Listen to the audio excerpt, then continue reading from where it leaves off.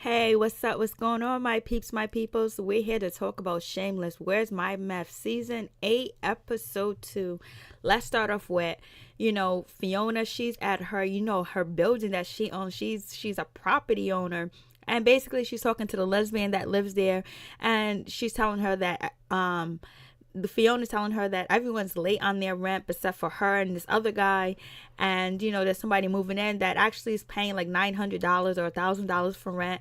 And she also tells Fiona that kick out the lady with the 72 kids, kick out the meth addict, and then you have the hoarder, so you need to just evict them and start fresh. And Fiona really doesn't want to do that because she knows where they come from, and she knows how she had to run out on rent, and it was hard to pay rent, property tax, and things like that.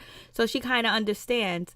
And so then we get Ian. He's back at Trevor's job with the kids or whatever. He's back at Trevor's job, and him and Trevor are talking, and basically Trevor noticing that Ian is kind of sad or whatever. And so he goes what's going on? He was like, I kind of mixed Monica and all this other stuff. And so Trevor was like, well, let's go to this bar called Bareback. But basically it's a bar with all chubby people, I guess. And so Trevor's like, I go there when I'm feeling lonely, for people to all group over me and sweat me and whatever. So, and then we get Frank. Frank is actually going for a job interview, and he wants to give back to society and everything. I'm just like, Frank is really going for a job interview, and nobody believes that it's gonna last. But Frank gets to the job interview, and he actually gets the job because he tells the guy the truth. He tells him that he was with Monica. She was awful. She rid his soul, his life, and now he really didn't have any good job skills, because the guy was like, did you sell cars or whatever? He was like, people just asked me to get cars, and I got them for them. And when I worked at the meat as a meat cutter, I sliced my finger or something like that. And so the guy was like, you really don't have any skills or whatever. He was like, I want to give back to life, I want to do this, I want to do that. So the job interviewer was like, I understand what you're going through, I've been through the same thing. Frank is always catching a break. This dude catches more breaks than anybody. So Frank actually gets hired, and he gets the job. And then we get to Lip. He sees his ex-girlfriend Ciara. She's with Charlie, and they're kissing and making out, and Lip is jealous, and he wants to do something to destroy it. He's hurt by it. And then we have Kevin. We have V worried about Kevin. She's telling Fiona inside the restroom that she's worried about Kevin because he has breast cancer. And then we see Kevin goes to a support group or whatever. And Kevin is sitting in a support group. He was like, yeah, I might have cancer. And, I'm going to miss seeing my kids. My kids grow up, my wife. I'm going to miss the guys at the bar groping up on me for tips. I was like, and they all looked at Kevin like he was crazy. Kevin, you know how Kevin is. He takes everything to the extreme. Because remember, I think it was last season or maybe the season before last, where he cut the brakes on the guy's bike and he ended up being, paralyzed. And, Kevin had to tell him that he did it, because Kevin's just that type of person.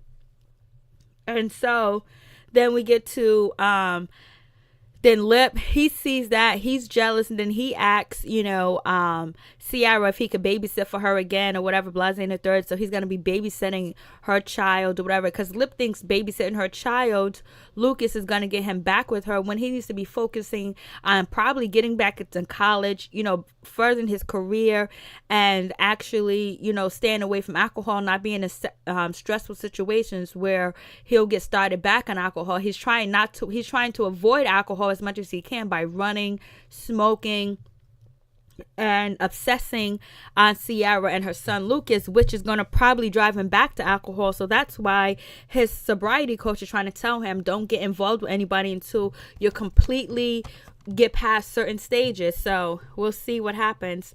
And we have Ian. He's at the youth center. He's with his ex.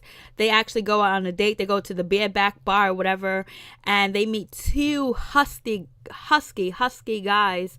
And basically, Trevor tells him, like, when you left me, Ian, to go back to your ex and your ex-convict or whatever, Mickey, that this is why I went and got some love. So they go back to a house with these two healthy guys, and they end up having sex. where both guys, Ian's having sex with one guy and he are getting a blowjob, and he ends up crying, and the guy ends up holding him. I was like, oh my God, Ian is in so much pain. He has nobody really to talk to about his pain because of none of his brothers or sisters or his father really care for Monica anymore. And he's the only one that is really caring for Monica because, she can identify with him with having the mental challenges and the mental disorder where he has to take medication. And him living with her when she was like living with that meth guy or whatever, I guess he really got closer. He got to see another side of her, but his brothers and sisters are not feeling it. And it seems like Ian really needs some help because him having sex with this heavyset guy or whatever, and then, him selling Monica's meth and then not wanting to let go of the meth to give to Carl, that he really needs some counseling, some help with it, which can have him relax and not take his medication or have like some type of panic attack, an anxiety attack, or depression where he actually goes downhill, where he can actually quickly backslide from his ways and lose his, job that he does have. So then we get Liam. Liam is actually going to sleep over one of his friend's house from school because, he goes to this really, really nice private school. And so once Liam get in the car, the nanny says, put on your seatbelt. And he's just looking at the nanny like she's crazy. Like, I don't know what you're talking about. And so, Liam friend's like, oh, you got to put on your seatbelt, dude.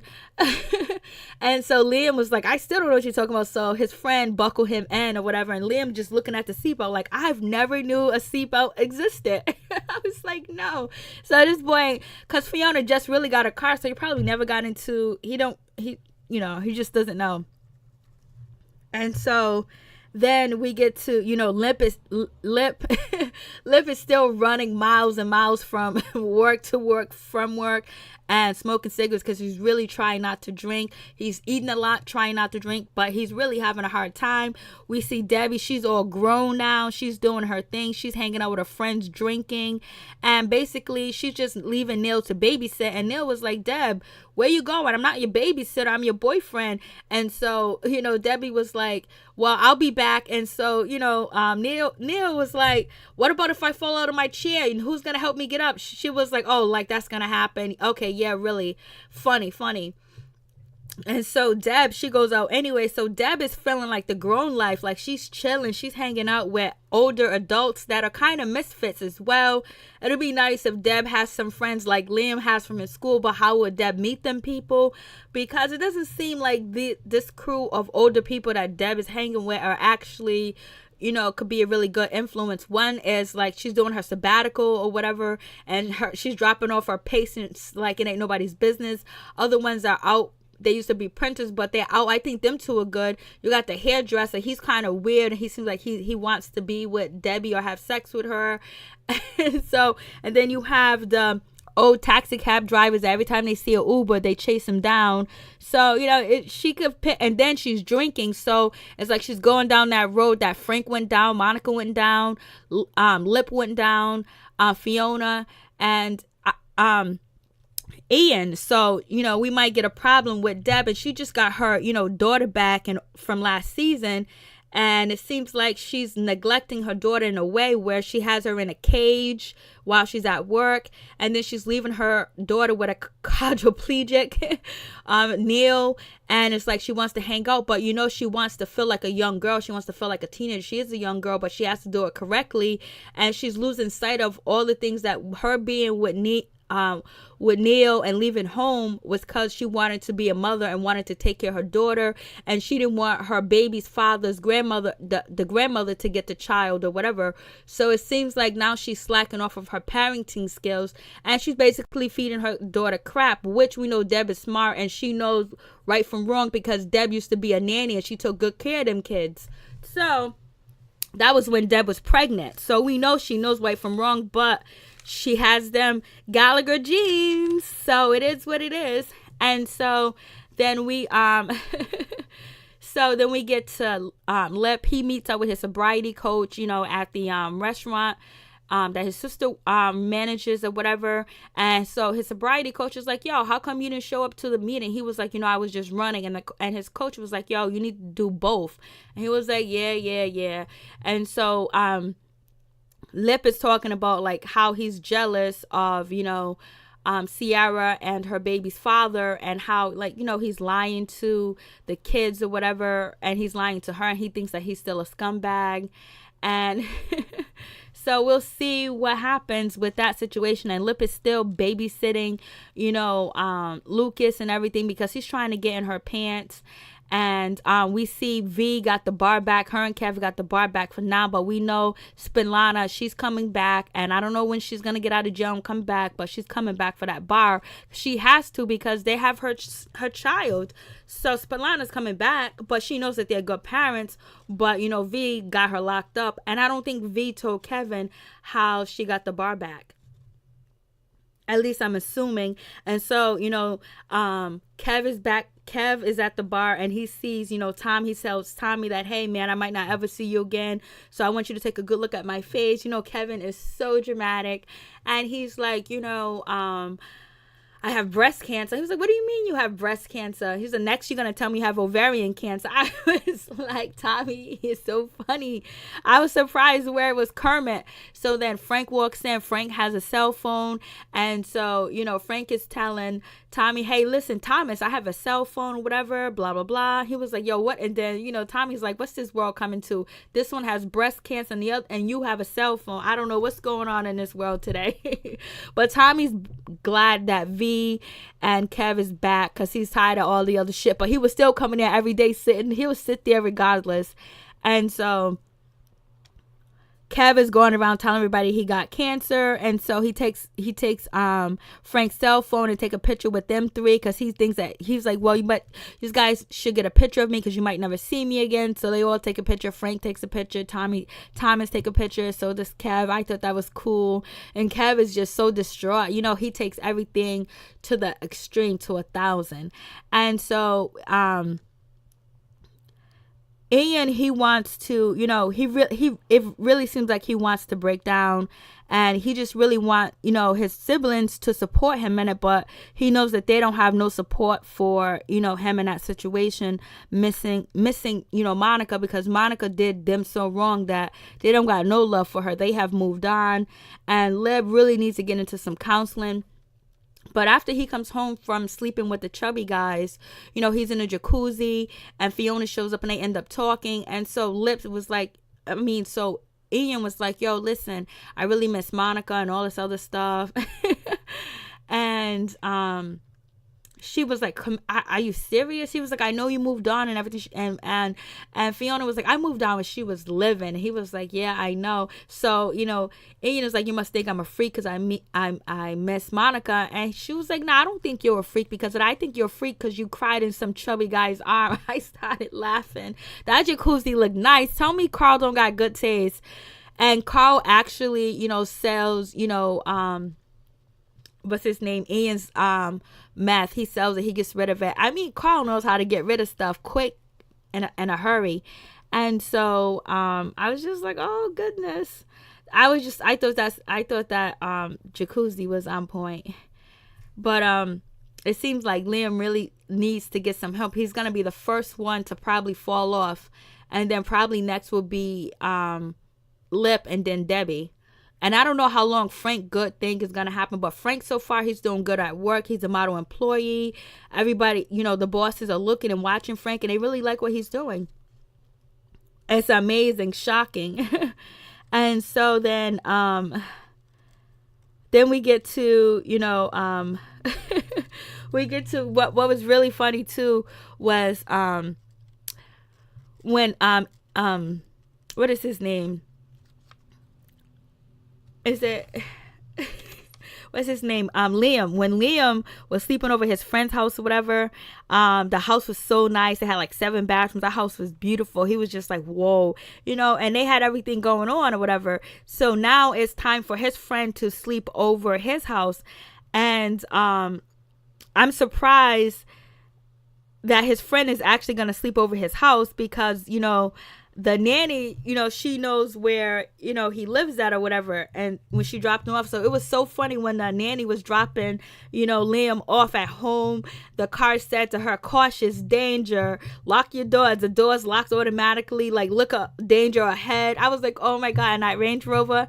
And so like Liam is sitting in the car with the headphones on. He's chilling, watching TV. There's all types of chaotic cops chasing people around, people running in the street, people fighting.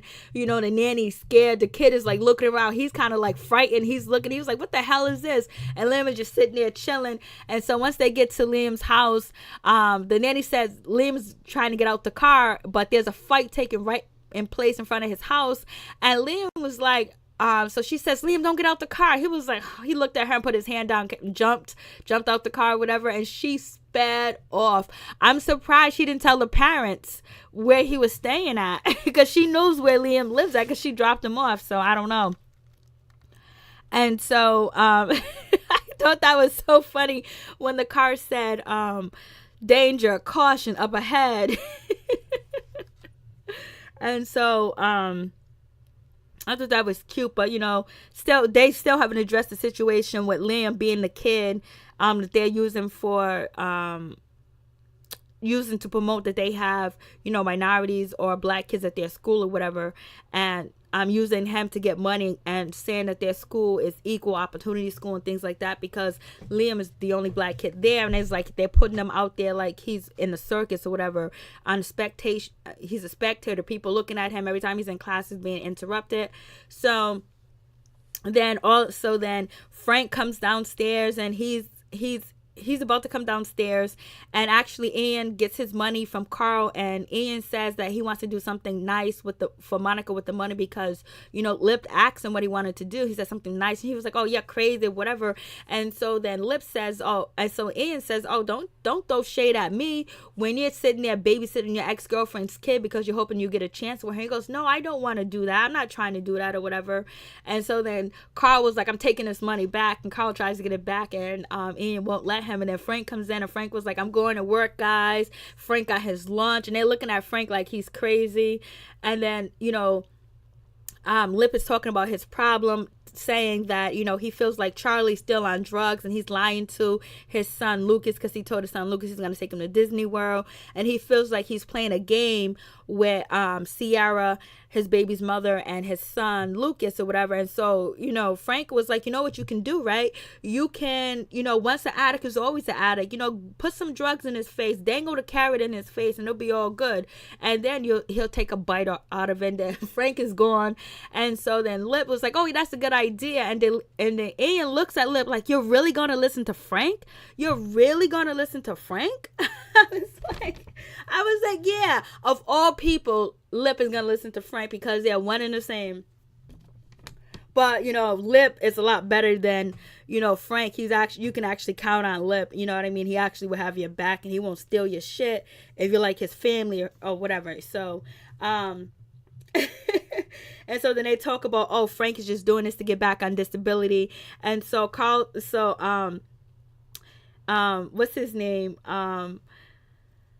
Lip says that I bet you he's gonna cut his finger off or something. He's gonna cut his finger off or something. Or I think Ian said that Frank is gonna slice his finger off or something.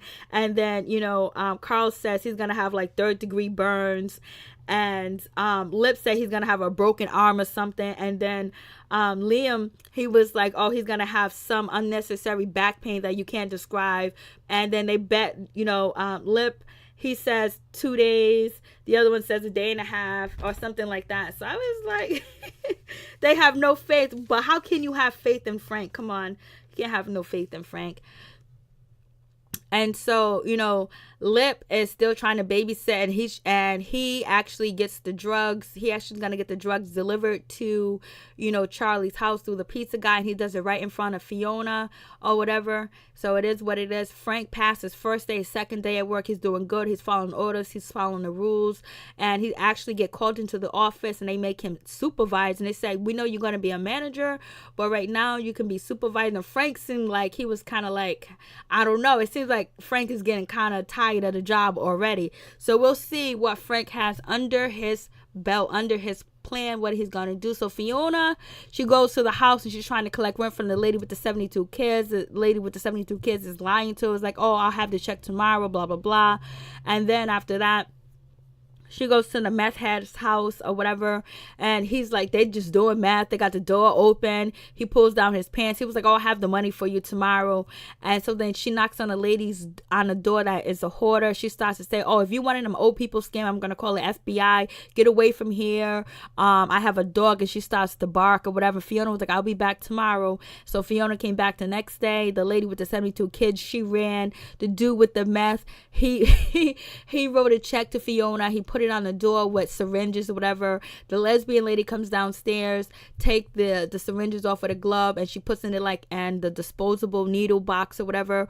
And Fiona was like, what are you doing with this box? She was like, oh, we're doing fertility treatment. So I guess she's about to try to have a child. And so the lady that the lady with the dog, she does the same thing. The lady with the fake dog that's barking like she's a dog, she does the same thing. Then the next day, the lady with the 72 kids, she jumps. She sees Fiona. She runs out. She jumps over the hill, over the house or whatever, and she's gone. And Fiona was like, I can't believe she did that to me, because Fiona knows all these tricks. The Gallica know all these tricks. They done did it all. They learned from the best, from Monica and Frank. So they don't know that Fiona ain't playing. She might look like, you might get it twisted because she owns this building, but she's just as hood as you guys, and she got nothing but tricks, and her family got tricks too. All she got to do is call her family. That's it. They know how to get you out of a place. Frank has done it numerous of times. And so it is what it is with that. So we'll see. It seems like Fiona's gonna have a hard time with this building, but once she probably evicts the bad people, she can probably charge more money and make some money, so it doesn't become a hole in the wall for her where it's a money pit where she doesn't get paid, because she's going to need to get her money and get these people out, because she got to pay, for the loan and the property tax on the thing. So she can't, and she kind of feels sorry for the people because she was in the same situation and ducking from rent, ducking this, and she saw her parents do it because they didn't have the money. But she's going to have to put on her big girl panties and just do what she got to do to get her money, or she'll be back in the same position that she was, a couple of years ago. So we'll see what happens with all that. And so Ian, he goes to get a tattoo of his mom or whatever. And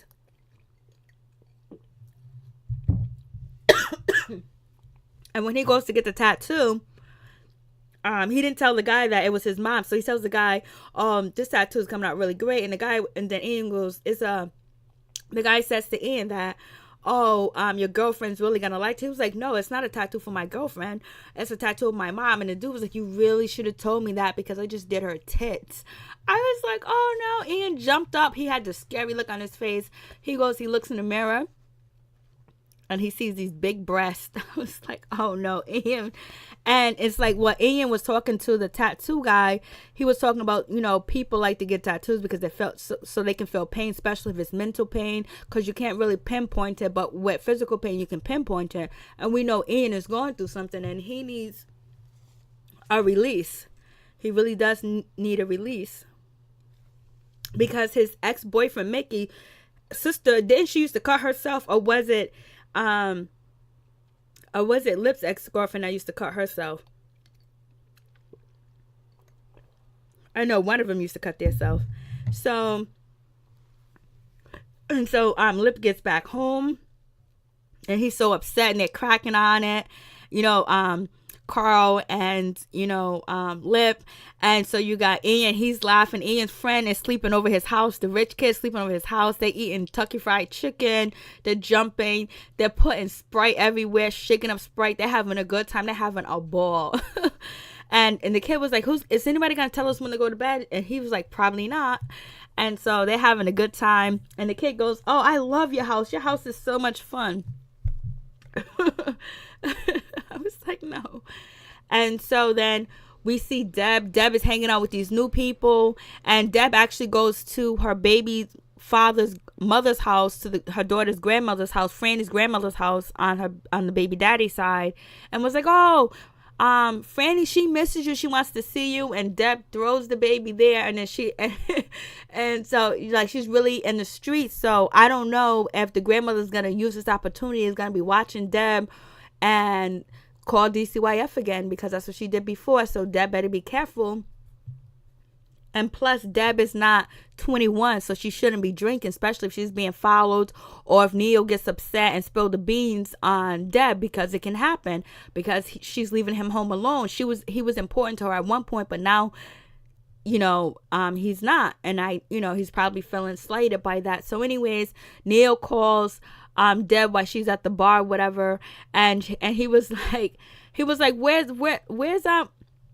where's Franny? And she was like at her grandmother's house. Oh, and she was like, oh, so you can't lie and say that you fell off your wheelchair anymore. But it was funny when the first time that she had went out on this episode, when she came back home and when she came in the house, Neil was laying on the floor and he was like, I fell, Deb, I need help getting up. I thought that was so funny.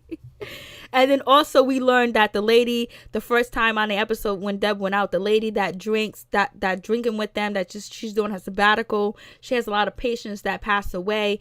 We find out that Deb is gonna let her babysit, Neil, and give him a sponge bag because she doesn't have any clients. And so Deb was like, yeah, and Deb went with the hairdresser to wash her hair. He gave her a nice hairstyle. And then we find out Deb gets a hickey on her neck. I was like, oh no, Deb, you messing with real grown man. At least, Neil was in a chair, and I don't think Neil can actually have sex. And so, it's crazy. So then anyways, Carl and Ian, they go visit Monica's stuff, go see Monica's stuff or whatever, see what she has going on in there.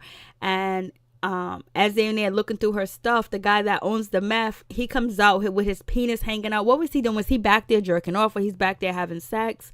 What was he doing? He just slept with his pants down, hanging over his knees, and he's chasing Ian and Carl. They got away or whatever. So now we know that this meth guy is going to be looking for them, because that was a lot of meth. So he's going to want that meth. And if he can put 2 to 2 together, find out them are Monica's kids, he'll be at the crib pretty soon, where other people that he got that meth from, or whoever he's supposed to make that money off of, because there's got to be a return and somebody's going to get involved. So we see that situation looking bad.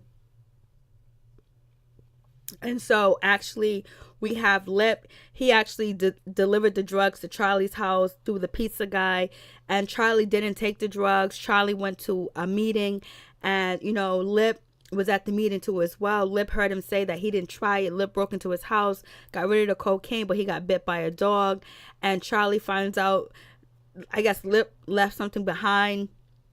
And Charlie says, oh man, I saw you in my AA meeting. I really thought you were really a good dude because you got rid of the coke and everything. And he was like, I really thought that you was just babysitting Lucas because you was trying to get back with Sierra, but you're really a good dude. He hugs him and it's all good. But Lip tells his sobriety coach that he messed up, like he's too in. So Lip kind of understand that he's way too emotional involved with the situation. So then we get to Lip's friend is getting picked up from his house, and the mom's outside, and Carl and Ian is playing games. We're talking about he drunk all night, he did this and all this other stuff, and she's like so nervous and so scared and so shocked. She undresses her son in front of their house and left his boxers on, and then she just threw his clothes into the trash. So I guess he will never be coming back to Liam's house. I thought that was funny.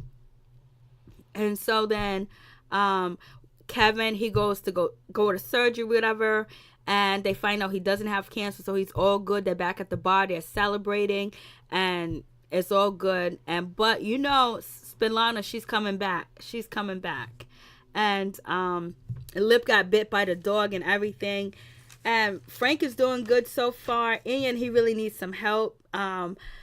And what's her name? Debbie, she needs some guidance, or she's really going to mess up. And Lip, he needs to focus on his career, focus on getting out of working at the mechanic shop and working at the diner, actually using his skill for something better, because he's going to end up being just like Frank, because Frank has a good brain, a good mind, and really smart, but he didn't use it for anything.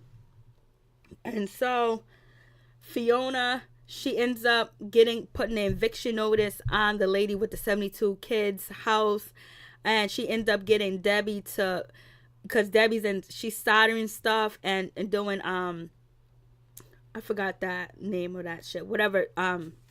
She's soldering the door down, and she brings off the metal door on the lady that has the 72 kids. Fiona puts the eviction notice on, and then she goes and she knocks at the lady that's barking, the one that's a hoarder or whatever. So we'll see if she's gonna get her money. She's gonna be evicting him.